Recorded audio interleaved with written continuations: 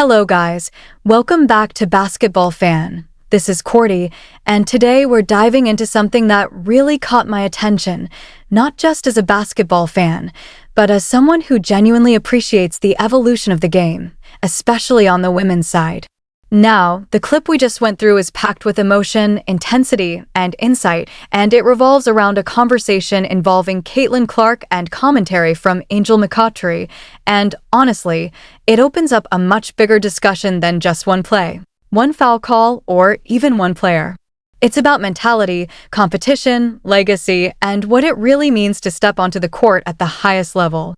Let's start right from the beginning, because that moment, are you serious? She's charged with a foul there.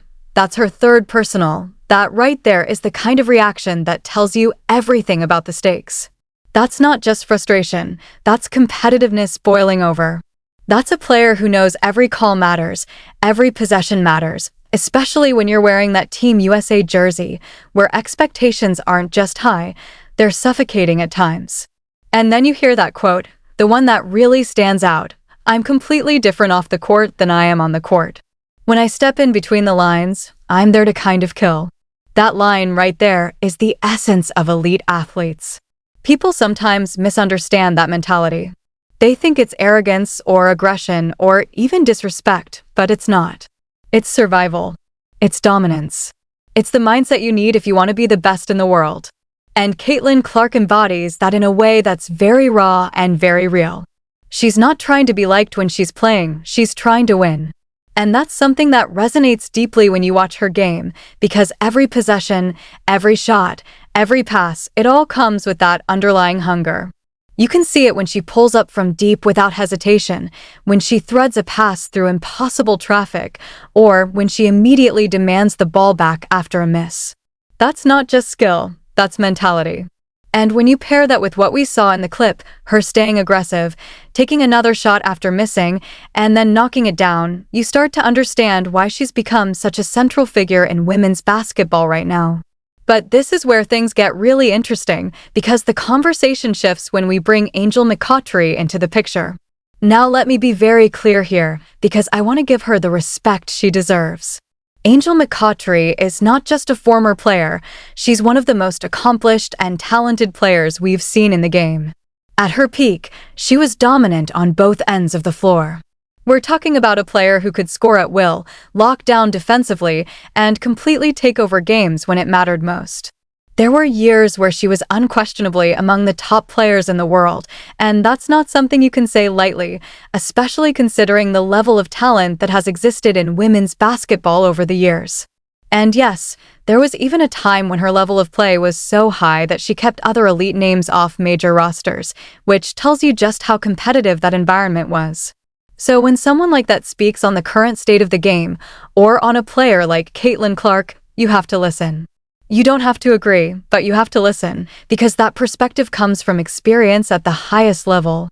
Now, what makes this situation fascinating is the contrast between eras.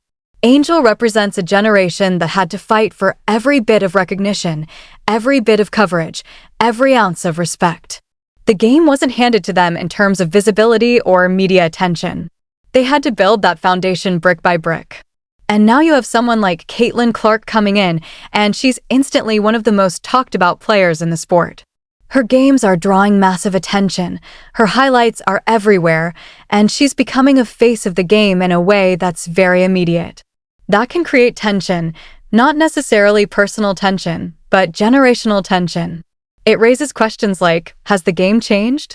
Are players today getting more attention than they earned? Or is this simply the natural evolution of the sport finally reaching a wider audience? And that's where I think a lot of the conversation around this clip is happening. Some people hear Angel McCoughtry's comments and interpret them as criticism, maybe even as a subtle jab. Others see it as constructive analysis, or even as a veteran trying to provide perspective. Personally, I think it's a bit of both, but not in a negative way. I think it's honest. And honesty is something that the game needs more of, not less. Because here's the reality, Caitlin Clark is incredible, but she's also still early in her journey. She's still learning, still adjusting, still figuring out how to navigate the physicality, the expectations, and the pressure that comes with being the one everyone is watching. And moments like the one we saw in the clip, the foul trouble, the frustration, the immediate response, those are part of that growth. You don't become great without going through those moments. You don't become elite without being tested, challenged, and sometimes even humbled. And that's why I actually appreciate this entire situation, because it highlights something bigger than just one player or one opinion. It shows the layers of competition that exist in basketball. It shows how every generation pushes the next one, whether directly or indirectly. And it reminds us that greatness isn't just about talent, it's about how you respond to everything that comes with it. Now let's talk about Team USA for a second, because that's another major element here. When you hear that commentary, how dangerous is Team USA in the open court? That's not just hype. That's reality. This team, regardless of the exact roster, always has one thing in common: speed, skill, and the ability to punish mistakes in transition. And when you add a player like Caitlin Clark into that system, it becomes even more dangerous because she thrives in chaos. She thrives when the game speeds up, when defenders are scrambling, when there's just a split second to make a decision, and she makes those decisions faster than most. Her vision, as mentioned in the clip, is elite. It's not just about seeing the open player, it's about anticipating where that player will be before they even get there. That's what separates good passers from great ones. And when you combine that with her scoring ability, you end up with a player who forces defenses into impossible choices. Do you step up and stop the shot, or do you stay back and risk giving up an easy pass? Either way, you're in trouble. But again, this brings us back to the broader conversation.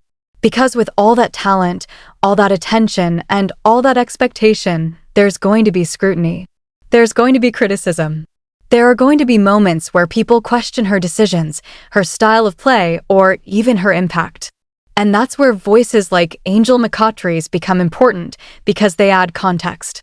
They remind us that the game is bigger than any one player, and that every player, no matter how hyped or how talented, has to earn their place over time. And I think that's something Caitlin Clark understands, even if it doesn't always show in the heat of the moment. Because when she talks about dreaming of playing in the Olympics, about watching the World Cup as a kid and imagining herself in that position, that's not someone who takes this lightly. That's someone who respects the journey, who understands the significance of what she's stepping into. And that's why I'm excited to see how this all unfolds, because we're watching a story in progress.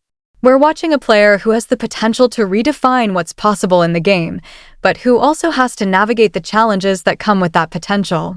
And we're also seeing how former players, current analysts, and fans all react to that in real time. Some will support her unconditionally. Some will critique her every move. And most will fall somewhere in between. But that's what makes sports so compelling. It's not just about what happens on the court. It's about the conversations, the debates, the different perspectives that come with it. So when you look at this clip as a whole, from the foul call, to the competitive mindset, to the highlight plays, to the commentary from Angel McCoughtry, it's not just a random moment. It's a snapshot of where women's basketball is right now. It's growing, it's evolving, and it's reaching new heights in terms of visibility and impact.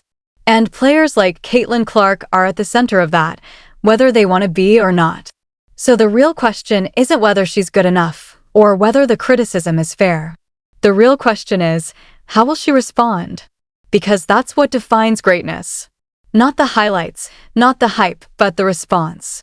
And if what we've seen so far is any indication, she's not backing down from anything. And honestly, that's exactly what you want to see. When you really sit back and think about it, the fact that this entire conversation is even happening says a lot more than people might realize at first glance.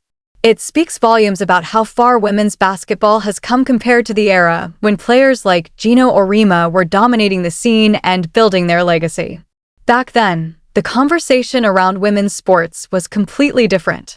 The spotlight wasn't nearly as bright, the scrutiny wasn't nearly as intense, and moments like this, where a player's reaction to a referee becomes a widely debated topic, just didn't carry the same weight. Now, though, everything is magnified. Every reaction, every emotion, every call, every complaint, it all becomes part of a larger narrative. And in a strange way, that's actually a sign of growth. Because now, players like Caitlin Clark are not just athletes competing at a high level, they are global figures performing on a stage where millions of eyes are watching their every move. So when Caitlin has a moment where she gets visibly frustrated with a referee, when she crashes out, as some people like to say, it instantly becomes a talking point. It sparks debate. It divides opinions. And that's exactly what we're seeing here. Now, let's break down the actual moment. From Caitlin's perspective, it's not hard to understand why she reacted the way she did. You're in the middle of a high-stakes international game, representing your country, emotions are already running high, and then you get hit with what looks like a bad call. Not just any bad call, but one that feels completely unfair. There was a moving screen that didn't even properly connect, and somehow she ends up getting called for a foul. On top of that, she had just been called for what many would describe as a phantom hook moments earlier. So now you're dealing with back-to-back questionable calls, and it starts to feel like the game is slipping out of your control, not because of the opponent, but because of officiating. And in that moment, frustration boils over. That's human. That's competition. That's what happens when you care deeply about winning. But then you have the other side of the argument, which is where things get really interesting. There are people, like Angel McCree in this discussion, who look at the situation from a completely different perspective. Instead of focusing on whether the call was right or wrong, they zoom out and look at the bigger picture. They're thinking about what it means to wear USA across your chest. They're thinking about the global stage, the responsibility, the expectations. And their argument is essentially this: when you're representing your country, the moment is bigger than any single call. From that point of view, the idea is that even if the referee makes a bad call, and let's be honest, referees miss calls all the time, that shouldn't be the thing that defines your reaction. Instead, you're supposed to brush it off, give a little shrug, and move on to the next play. It's about maintaining composure, staying locked in, and understanding that the world is watching not just how you perform, but how you carry yourself. And that's where the generational contrast really starts to show. Back in the day, players didn't have the same level of visibility or endorsement opportunities. Gino even mentioned this himself, talking about how players were told, you're not going to have the same endorsements as the men, but you're still going to go out there and win gold for your country. That was the mindset. It was about pride, discipline, and representing something bigger than yourself, even without the external rewards. But now, things are different. Today's players are not only competing for championships, they're building brands. They're becoming household names.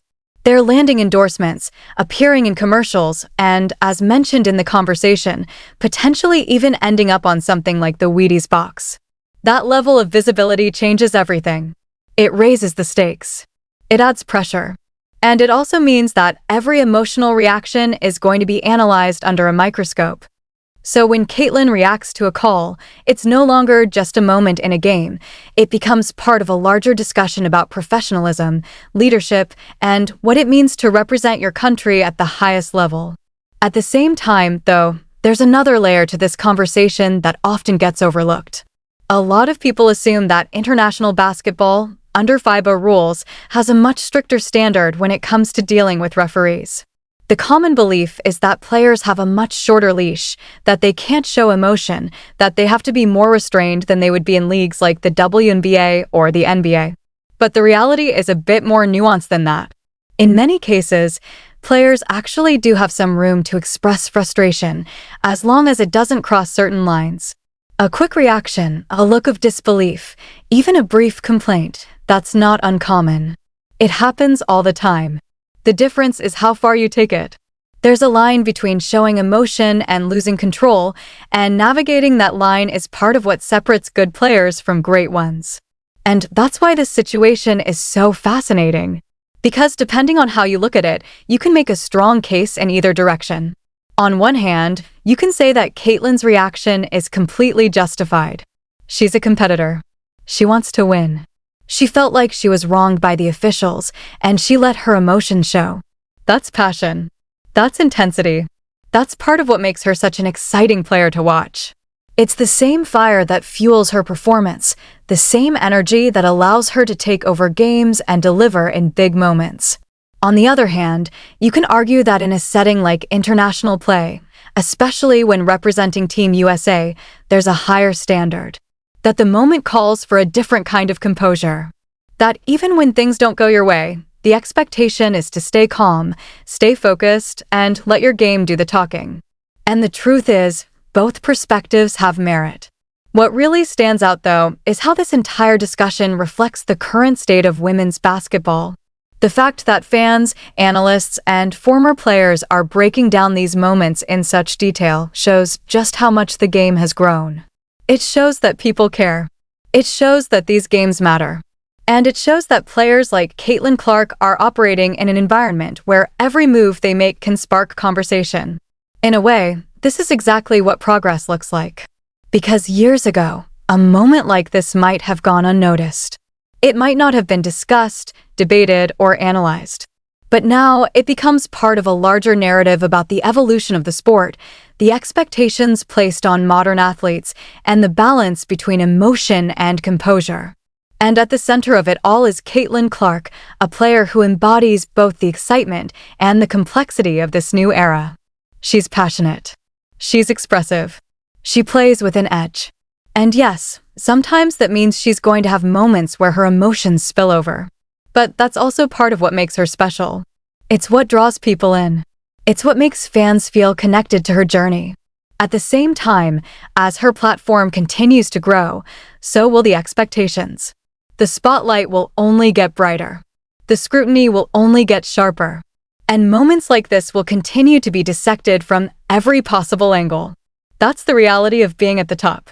And for fans watching on Basketball Fan, this is exactly the kind of conversation that makes the game so compelling. It's not just about what happens on the scoreboard, it's about the stories, the emotions, the debates, and the evolution of the sport as a whole. Because in the end, this isn't just about one call, one reaction, or one game. It's about where women's basketball is right now. When you really start to break this situation down in detail, one of the most important things to understand is that the true difference between international basketball and leagues like the WNBA or NBA isn't necessarily how referees react to players in the moment, but rather the consequences attached to those reactions. That distinction matters more than people realize. A lot of fans assume that under FIBA rules, referees are automatically stricter, quicker to hand out technical fouls, and less tolerant of any visible frustration. But in reality, that's not entirely accurate. The actual philosophy behind officiating at the international level is more nuanced, and it's rooted in maintaining control of the game without unnecessarily inserting the referees into the spotlight. The key difference lies in how quickly situations can escalate based on the combination of calls rather than a single isolated reaction. For example, a single technical foul on its own might not seem like a big deal, but when you combine that with something like an unsportsmanlike foul, the consequences become much more serious, much more immediate, and potentially game-changing. That's where the stakes rise dramatically. It's not that referees are just waiting to punish players for showing emotion. It's that the structure of the rules means certain types of fouls carry heavier weight, and players have to be aware of that at all times. This is especially true when it comes to transition plays and what many people refer to as take fouls. In international basketball, those types of fouls are often ruled as unsportsmanlike almost instantly. There's very little hesitation. If a player intentionally disrupts the fast break in a way that goes against the spirit of fair play, referees are trained to call it quickly and decisively. That's one of the areas where you'll consistently see a tighter whistle compared to domestic leagues. It's not about emotional reactions, it's about preserving the integrity and flow of the game. So while a player might get away with a visible reaction to a call here and there, committing a foul that clearly violates the principles of sportsmanship is where referees tend to draw a firm line. That's an important distinction, and it often gets lost in conversations like this one. Now, to add some real context to this discussion, it's worth understanding how referees themselves are trained to think. This isn't just speculation or guesswork. This comes from actual exposure to officiating principles, including attending referee courses where international instructors explain their approach in detail.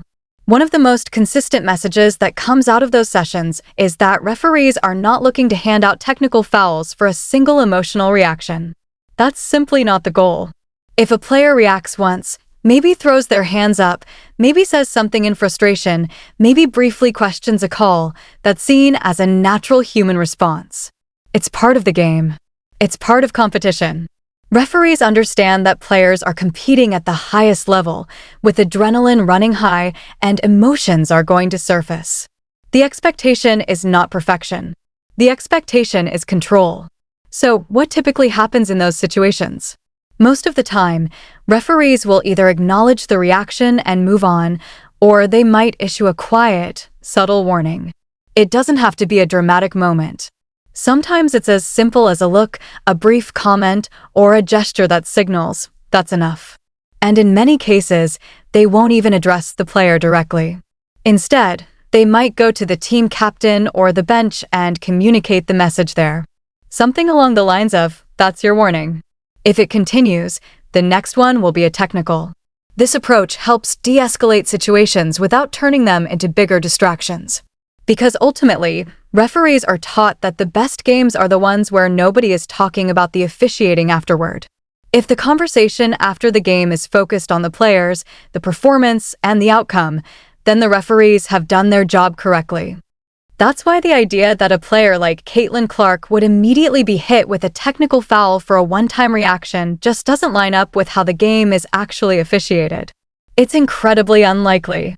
Now, if that reaction turns into something repetitive, if it happens 2, 3, 4 times in a row, if the player continues to argue, if it becomes a pattern throughout the game, then yes, at that point referees are justified in stepping in. That's when it crosses the line from natural emotion into disruptive behavior. But a single moment? That's part of basketball.